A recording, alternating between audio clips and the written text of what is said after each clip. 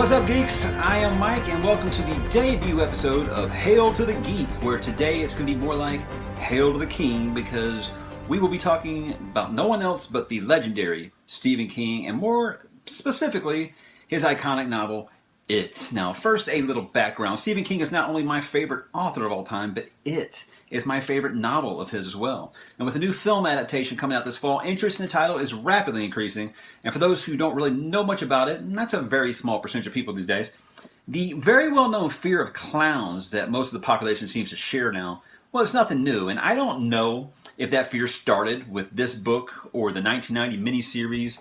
All I know is I had Ronald McDonald at my 8-year-old birthday party, and I wasn't scared at all. But when I saw It at 11 years old, man, it scared me so goddamn much. I had to read the book basically as like personal therapy just to get over it. So this, of course, was the gateway for me to becoming the Stephen King fan I am today. After I finished It, I went through his entire library in chronological order, finished everything right up before Needful Things hit theaters, I think in 91.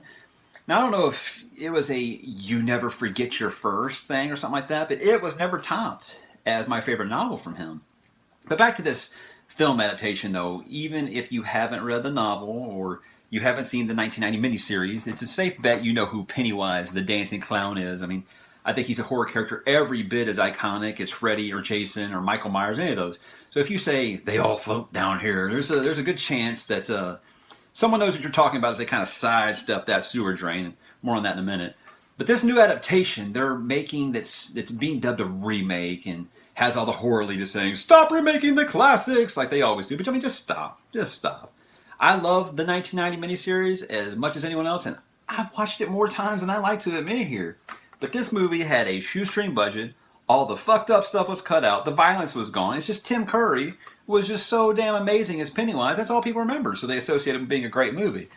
So I'm 100% in support of a decent budgeted, hard R, big screen adaptation of this novel. But since they made about maybe 5 movies out of his books that are worth a shit, I wasn't really holding my breath when it was announced. I mean, how can you replace Tim Curry, right? Well, I said the same thing about Heath Ledger when he was cast as Joker, and that turned out okay. So I went to this new trailer with open expectations, and I most have to say I was blown away.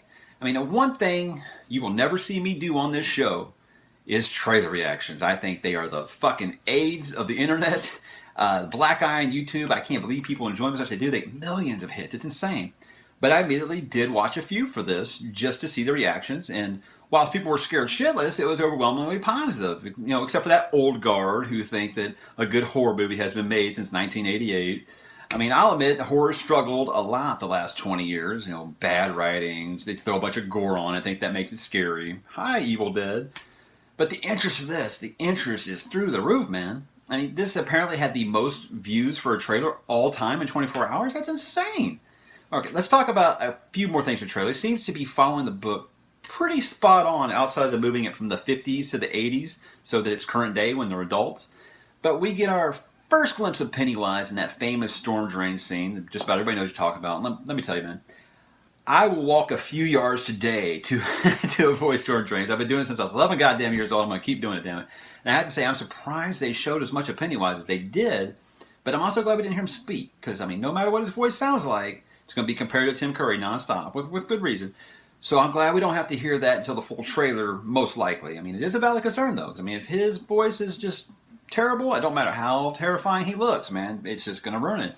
And seeing just how faithful they want to be in this to the book, he's going to talk quite a lot. So there's going to be a bunch of jump scares. Without getting too spoilery, the basic plot of this, if you don't know, is there's a being of pure evil. He disguises himself as a clown because it disarms children, or it did back then. He has the ability to change his form into anything that you're most scared of before it eats you. So this went on for hundreds of years. It picks up in about 27, 30-year increments. The 7 kids in it are called, they call themselves the loser clubs. They're kind of outcasts. They band together to fight Pennywise. They think they kill it, and then he comes back when they're approaching their 40s, starts killing kids, and they have to come back to Derry, Maine, because that's where everything happens in King Universe, and they have to fight it again. But for the movie, instead of interlacing things through memories like they do in the novel and the miniseries, it's going to be, this first one's going to be just him as kids, with the hopeful sequel, given how this does, giving us a second half when they have to fight him as an adult. But most people who haven't read it think this is a cash grab. I mean, but look at this thing. Look at this. This is a monster. There's more than enough for 2 movies here. They can make a fucking trilogy out of this. So I think this is the right way to go without maybe HBO or Netflix. But being 7 young kids in the 80s fighting a monster, as everyone quick to say, oh, they stole this from Stranger Things. And guys, the Duffer Brothers that made Stranger Things, they've gone on record numerous times saying how much they borrowed from it and other Stephen King novels. Stranger Things was essentially a love letter to everything these guys loved that was horror in the 80s. In fact, they wanted to make this movie before they moved on to Stranger Things. There's something to think about how it could turn out. So you're getting that vibe out of the trailer. There's a reason. And now you get to see the true inspiration for Stranger Things, which I think is great. So let's talk about that slideshow scene in the trailer, man. Holy balls, man. There are things in the book I wasn't sure how they translate the screen with it moving it to the 80s, but this was brilliant. In the novel, they're looking at a photo album, and the pictures start moving up to including it, like, actually coming out of the thing to scare the hell out of Scrooge. Like, coming out of the picture like this. It's fucked up. But making the slides turn like a movie, and making Georgie's mother morph into Pennywise, man. Ooh, God, man. So I'm going to get into scene by scene here, but the next dozen of clips, though, are very famous scenes from the novel, and they just look incredible, man. I'd rather not go into spoiler mode here. I'll do that when it comes out, but I'm not going to elaborate on the leper or the bloody sink or the werewolf handle. I just know some fucked up shit is on the way. And that final scare in the trailer, though, God, man. That's something that wasn't on the page, but more of that, guys. I loved it.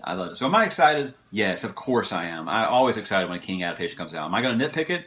I think anyone who reads a novel does when they see it before the movie, but is that going to let it ruin my fun? No, man. Shit, no, man. This looks to be giving me everything I want in an It adaptation in the year 2017. And unlike The Dark Tower, it seems like these guys actually read the book before they're making a movie out of it. So what'd you guys think? Did it scare you? Have you read the book? Are you going to read it before the movie comes out? Did you like the trailer? Do you plan to see this in theaters? Or is it just too damn freaky for you? No. Let me know in the comments below or hit me up on Twitter. All that info is in the description below. This is a very young program, obviously, so if you could help me out by hitting that thumbs up button and subscribe to the channel, as well as checking out the Geek Media Core podcast that we release every single week. We talk about everything. Make sure to tune in to Hail to the Geek next week. I'm going to be talking about the series premiere of Doctor Who Series 10. I can't wait. So thanks for watching, and I'll talk to you next week. Georgie.